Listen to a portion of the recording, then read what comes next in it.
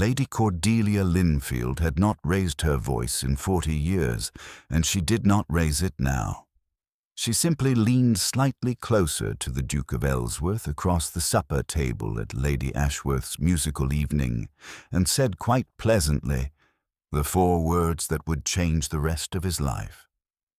"Marry my granddaughter, Gabriel."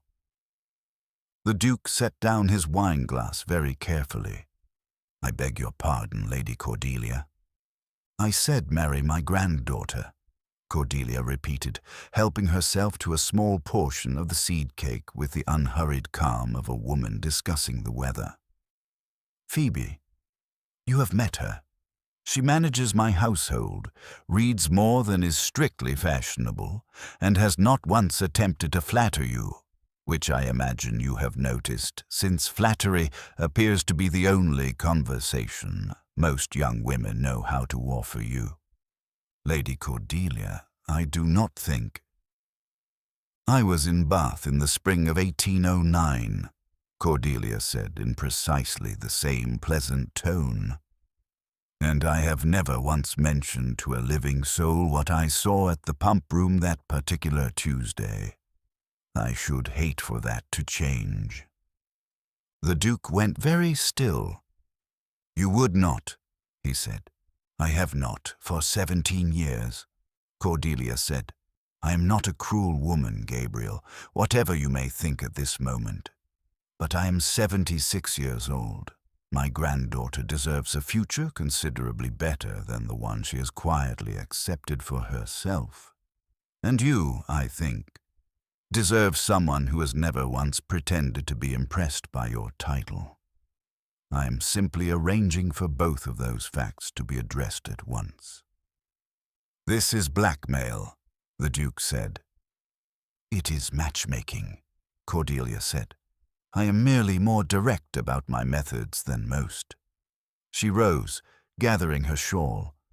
"You have a fortnight to call upon her properly, Your Grace, or I shall begin telling the story at my next card party. I have been told I tell it rather well." She left him sitting alone at the table, his wine entirely forgotten. His friend, Lord Aldridge, who had been seated nearby and caught the tail end of the exchange, leaned over with poorly concealed amusement. "You have gone rather pale, Gabriel. Lady Cordelia Linfield has just informed me she intends to ruin my reputation unless I marry her granddaughter. The quiet one. Manages the household, reads constantly, never says a single flattering word to anyone. That is an accurate description, yes. I have always rather liked her," Aldridge said. "Far more interesting than most of the women your mother keeps producing for inspection." "This is not a matter of interest," Gabriel said. "This is blackmail." "It is also," Aldridge said, with the particular logic of a man who had never once been threatened with anything more serious than a debt collector, "an excuse to spend time with a woman you have apparently never once been bored by, which I cannot say for the last 4 debutantes your mother arranged. I am simply observing, Gabriel. You may do with the observation what you like." Gabriel did not answer. He was thinking, against his own better judgment, that Aldridge was not entirely wrong. "Absolutely not," Phoebe said. She was 25, with dark hair pinned in a simple knot, sharp brown eyes, and a gown of pale gray that had seen 3 seasons of careful mending. She stood in her grandmother's drawing room with her arms crossed and an expression that suggested she had heard something genuinely absurd. "You cannot blackmail a duke into marrying me," she said. "That is not how marriage works. That is not how anything works." "I've found it works remarkably well," Cordelia said, entirely unbothered, pouring tea as though discussing nothing more significant than the weather. "He will call this afternoon. You will be civil to him." "I am always civil." You will be more civil than usual, Cordelia said. I'm aware of the distinction you typically apply to people you find tedious. I do not find the Duke of Ellsworth tedious, Phoebe said. I find him entirely irrelevant to my life, which I had thought was a settled matter, grandmother, given that I have spent 3 seasons being precisely that to him. That is about to change, because you are threatening him with some scandal from Bath. Because I am giving you both an opportunity neither of you has had the sense to take on your own, Cordelia said. You have made yourself indispensable to me for 3 years, Phoebe, managing this household, reading my correspondence, refusing every perfectly adequate suitor your mother has produced because none of them interested you sufficiently. I'm not getting younger. I should like to see you settled before I am not here to arrange it myself. Phoebe's sharp retort died in her throat. Grandmother. Do not look at me like that, Cordelia said. I'm not dying tomorrow. I'm simply old enough to know that opportunities do not wait politely for us to feel ready. He will call this afternoon. Be civil. The Duke of Ellsworth arrived precisely at 4 o'clock, which Phoebe noted with some irritation was exactly the sort of punctuality that suggested a man taking an unwanted obligation seriously, rather than a man arriving with any genuine enthusiasm. Miss Linfield, he said, bowing with perfect formality. Your Grace, Phoebe said. I understand my grandmother has informed you of her rather unusual proposal. She has. I want you to know I had no part in it, Phoebe said. I learned of the arrangement roughly an hour before you did, and I find it as objectionable as I imagine you do. Something flickered across his face. Surprise, she thought, though it was difficult to read past his composed exterior. You object to marrying me, he said. I object to being blackmailed into marrying anyone, Phoebe said. The fact that it is you is somewhat beside the point, though I confess I'm curious what precisely happened in Bath that has my grandmother so confident of her leverage. I'm not going to tell you that. I did not expect you to, Phoebe said. I am simply establishing that I am aware this is not romance, Your Grace. It is coercion with excellent table manners.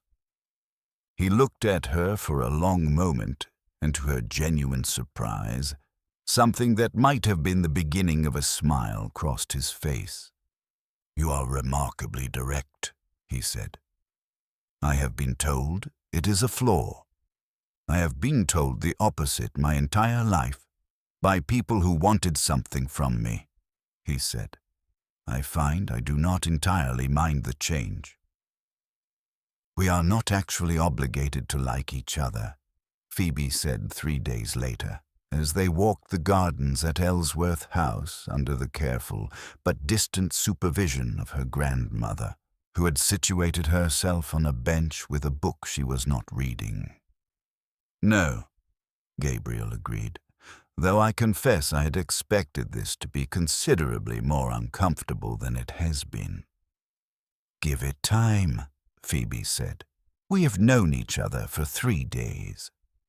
You have managed your grandmother's household for 3 years, he said. I've watched you do it at several gatherings with rather more skill than most hostesses twice your age. I find I'm curious how you learned it. Necessity, Phoebe said. My father died when I was 16. My mother does not manage well under pressure. Someone had to learn to manage the accounts and the servants and the small disasters that occur weekly in any household of consequence. I was the eldest. It became mine. That sounds like rather a lot for 16. It was, Phoebe admitted. I have not minded it mostly. It gave me something useful to be when I had decided fairly early that being charming was not a skill I possessed." "I do not think that is accurate," Gabriel said. "You have known me 3 days, Your Grace." "I have known you long enough to notice you have not once tried to impress me," he said, "which is, in my experience, the single most charming thing anyone has done in this garden in several years." Phoebe looked at him, uncertain what to do with the observation, and found, to her own quiet surprise, that she was smiling. "He has not stopped discussing you with his valet," Lady Margaret Hale, Gabriel's sister, informed Phoebe over tea the following week, with the particular delight of a woman who had been waiting years for gossip this satisfying. "Hodgkins mentioned it to my maid, who mentioned it to me, entirely without my asking. My brother has not discussed a single woman with his valet in a decade. He has discussed you 4 times this week." "I imagine he has complaints," Phoebe said. "I've been rather blunt with him about several matters." "He does not phrase it as complaints," Margaret said. "He phrases it as observations. He observed, apparently, that you reorganized his library by subject rather than by binding color, which he found unexpectedly sensible. He observed that you correct his Latin without apparent fear of consequence. He observed that you are the only person who has ever told him his cravat was tied incorrectly to his face, rather than waiting until he had left the room. "It was tied incorrectly." "I am certain it was," Margaret said.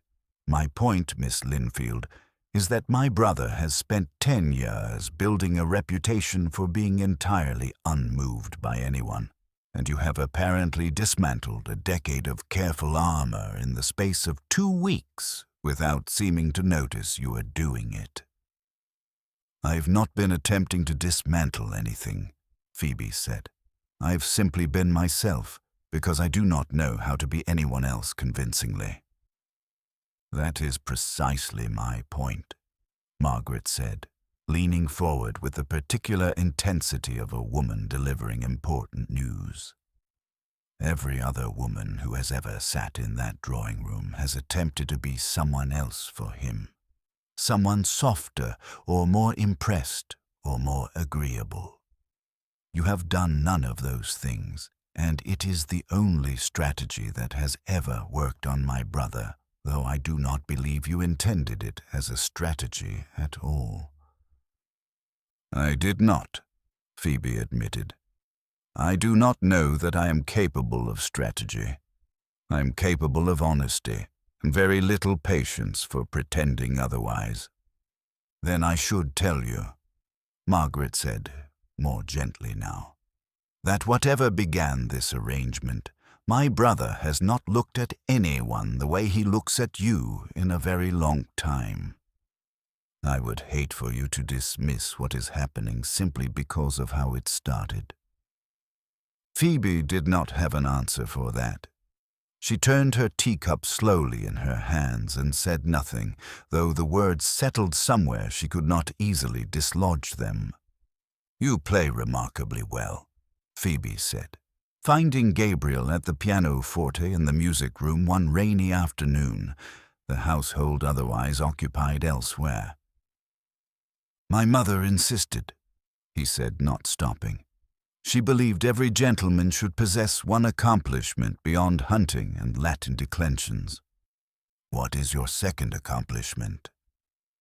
"Apparently making blunt young women smile against their will," he said, glancing up at her with the dry note she was beginning to recognize as specifically his. "I have not smiled." "You are smiling now." "That is an entirely different occasion," Phoebe said, though she did not stop. He finished the piece and turned fully toward her on the bench. "I wanted to ask you something, and I find I do not know how to do it without sounding rather more sentimental than I intend." You may attempt it regardless. I shall not hold the sentiment against you. Why have you never married? He asked. You are 25, capable, direct, and I cannot imagine you have lacked offers. Phoebe considered the question. I've had 3, all from men who wanted a capable wife to manage their households exactly the way I managed my grandmother's. None of them wanted to know what I thought about anything beyond menus and accounts. And you wanted to be asked. I wanted to matter beyond my usefulness, Phoebe said. It seemed an unreasonable thing to want, so I stopped voicing it and simply declined the offers instead. Gabriel was quiet for a moment. I do not think it is unreasonable. You are required to say that. We are conducting a courtship under duress. I am not required to say anything, he said. My grandmother's threat does not extend to my private opinions, only to the public arrangement. I am telling you privately that I do not think it unreasonable at all. This is wrong, Phoebe said, looking up from the book open on the library table between them. Your translation, it should be the things we cannot change, not the things we will not change. The verb is passive, not deliberate. I have had this translation checked by my Cambridge tutor, Gabriel said, leaning over to look at the page she had marked. Then your Cambridge tutor was either tired or flattering you, Phoebe said. Possibly both. You correct me with remarkable confidence for someone who never attended university. I did not need to attend university to learn Latin correctly, Phoebe said. I needed only to actually read the grammar rather than guess at it because the sentence sounded important. He studied the passage again, then sat back, something rueful crossing his face. You are correct, he admitted. I've been mistranslating that line for a decade. I gave a speech to Parliament once that included it. Did anyone notice? No one corrects a duke's Latin in the House of Lords, he said. It is apparently considered poor form. It is apparently considered poor form everywhere except this library, Phoebe said, which I have decided is its own particular country with its own particular rules. What are the rules of this country? Honesty, Phoebe said, regardless of how it lands. I find I cannot manage anything else convincingly, and I've stopped trying. Gabriel looked at her for a long moment. I think, he said slowly, that this may be the only country I've ever felt entirely comfortable inhabiting. You have not mentioned the wedding date, Phoebe said several evenings later, as they sat together in the drawing room while her grandmother dozed pointedly nearby with a book open on her lap. Listening, Phoebe suspected, far more closely than she pretended to. I did not want to press you, Gabriel said. Given how this began, I thought it only fair that you set the terms of how it continued. That is unexpectedly considerate for a man conducting a courtship under blackmail. I have found, he said, that I would like this particular arrangement to last considerably longer than the threat that started it. Which means I would like you to choose the date because you want to, not because my reputation requires it. Phoebe considered him for a long moment. Michaelmas, she said finally. I've always thought autumn weddings were sensible. Less heat, less fainting, fewer ruined gowns. That is a remarkably practical reason to choose a wedding date. I'm a remarkably practical woman, Phoebe said. I thought we had established that. You have also, Gabriel said quietly, chosen a date 6 weeks from now rather than 6 months, which suggests something considerably less practical than you are pretending. Phoebe did not deny it. She found, increasingly, that she did not particularly want to. Lady Octavia Pierce arrived at the Hartington ball on the arm of her newest admirer, took one look across the room at Gabriel and Phoebe standing together near the refreshment table, and altered her course immediately. "Miss Linfield," she said, sweeping toward them with a smile that did not reach her pale eyes. "How charming to see you here, and on the Duke's arm, no less.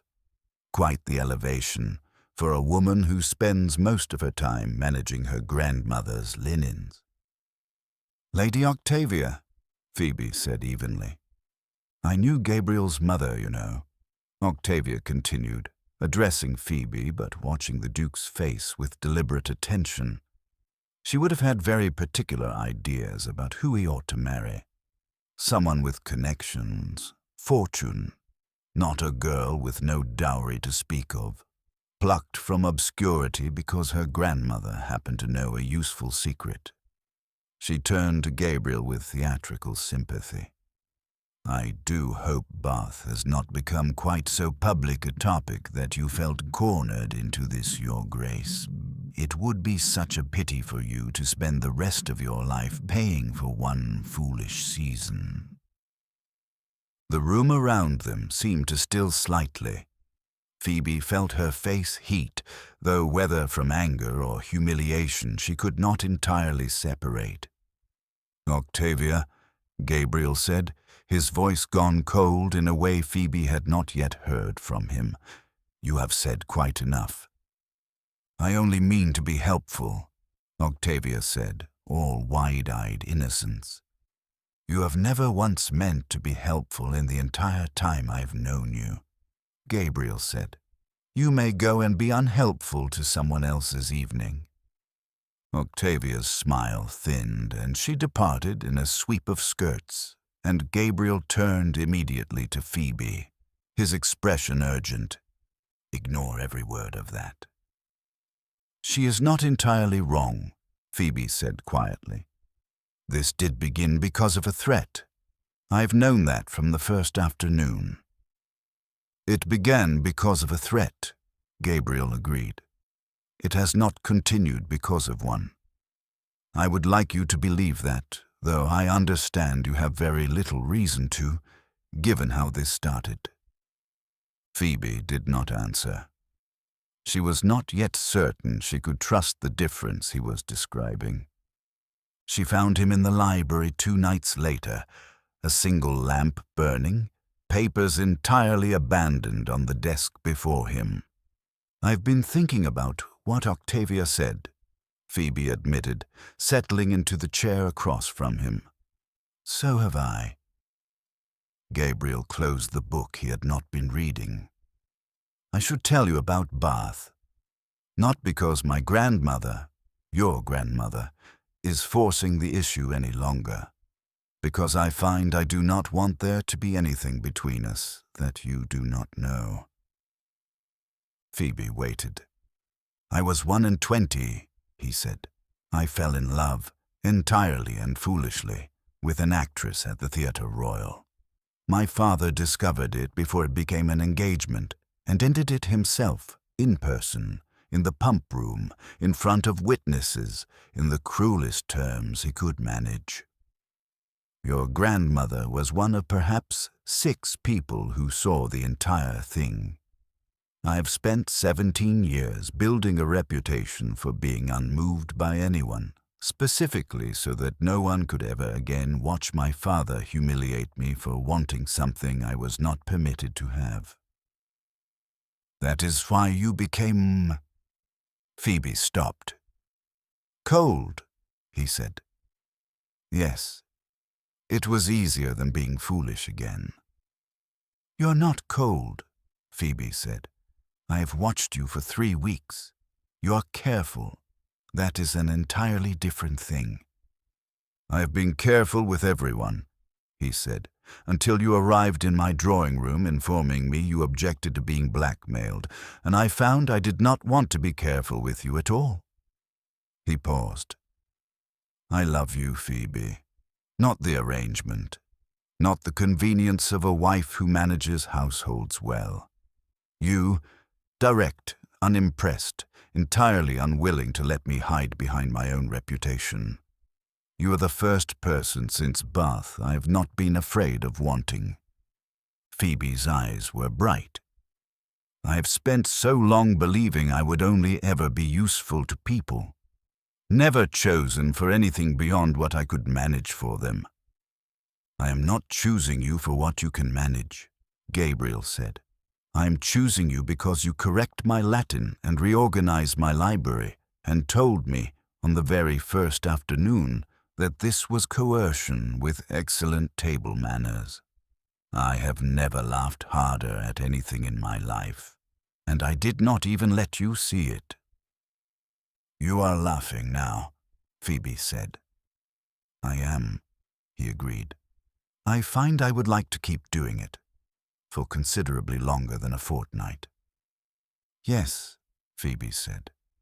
"Yes, what?" "Yes to all of it. Bath, my grandmother's blackmail, your terrible cravats, every bit of it."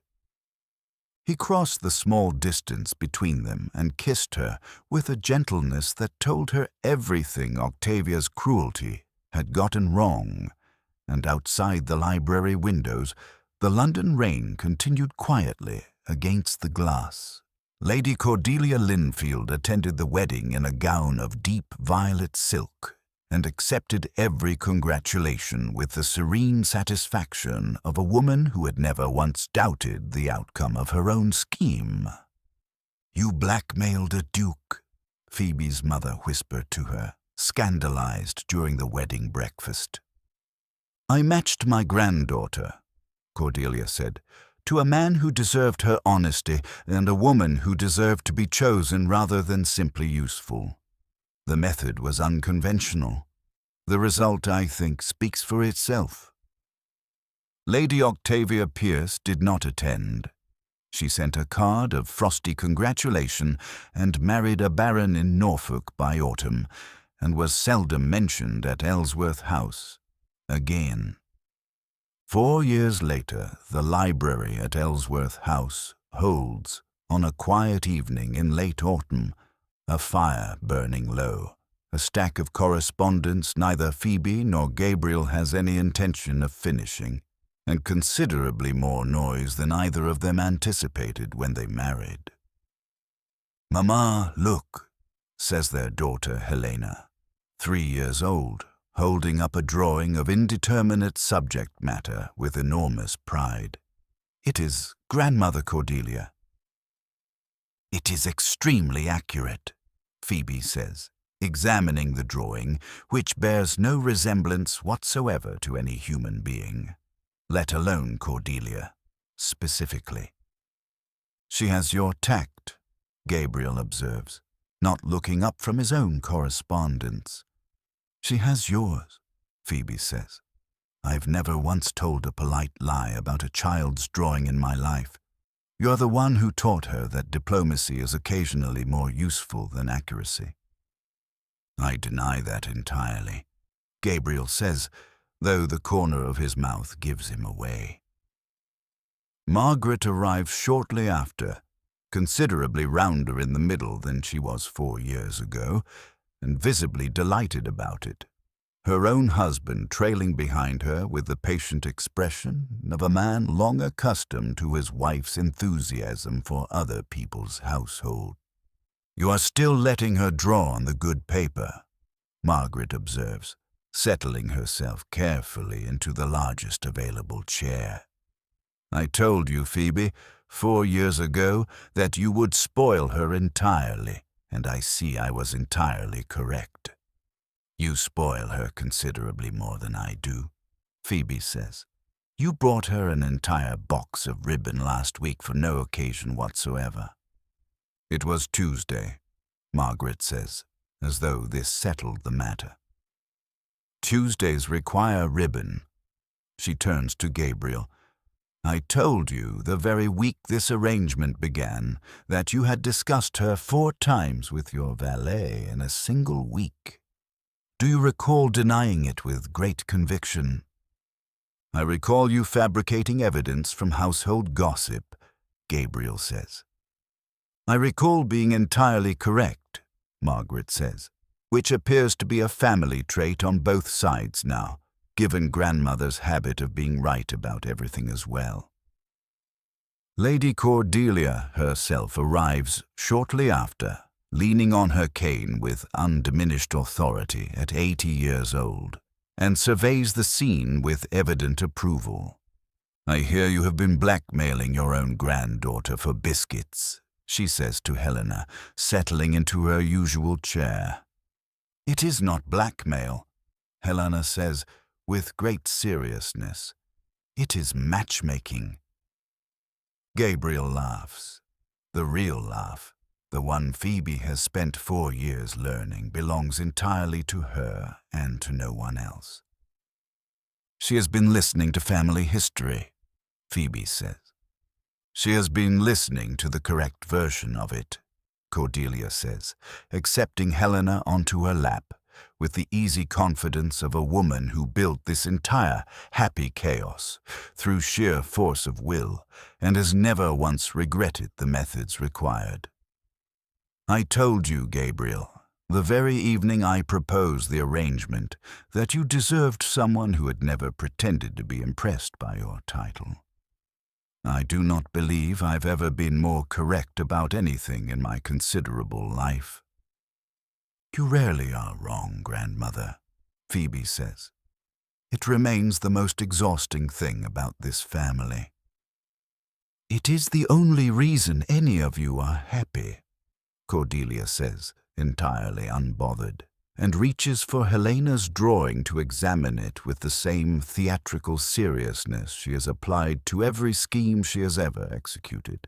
And the fire burns low, and the rain begins softly against the windows, and the library that once held a furious young woman declaring herself the victim of blackmail now holds instead an entire small and well-loved family, exactly where Cordelia always intended them to be. The end. Dear listener, perhaps you have spent years believing that love had to arrive a certain way to count. Gently, gradually, with no complications attached, no messy beginnings to apologize for. Phoebe did not choose her own beginning. It was handed to her, awkwardly and without her consent, by a grandmother who had decided, after watching her granddaughter quietly manage everyone else's needs for years, that it was finally someone else's turn to choose her. The arrangement was not romantic. It was blunt, almost embarrassing, built on an old secret and an older woman's stubborn determination. And it became, despite all of that, the truest love either of them ever found. So many of us have learned to distrust the unconventional paths our lives sometimes take. We believe that if love did not arrive exactly as we imagined, through grand gestures, perfect timing, a story we could tell cleanly at dinner parties, it somehow does not count as fully ours. We discount the messy beginnings. We apologize for the awkward starts, but love rarely asks permission before it arrives. Sometimes it comes through a meddling grandmother, an inconvenient secret, an arrangement neither person wanted at first. What matters is not how it began. What matters is who you become together once you are finally given the chance. If you are 40 or 50 or further along, and your own story has had its share of unconventional beginnings, messy middles, or paths you did not choose for yourself, know that none of it disqualifies you from the love you deserve. Sometimes the most unlikely doorway leads to the truest room. Tonight, as you rest, let yourself release any shame about how your own story has unfolded. The beginning was never the point. The becoming always was. Sleep well, dear friend. It is never too late for someone to finally choose you on purpose. With love, from all of us at Fables of Love. Thank you so much for staying with us until the very end of this story. If it made you laugh, cry, or believe in love all over again, we would be so grateful if you liked this video, left a comment, and subscribed to the channel. Sharing it with someone who loves historical romance means the world to us and keeps our storytelling corner alive. Another story is waiting for you at the end of this video. Click, listen, and let your heart be swept away once more. From all of us at Fables of Love, thank you for being here.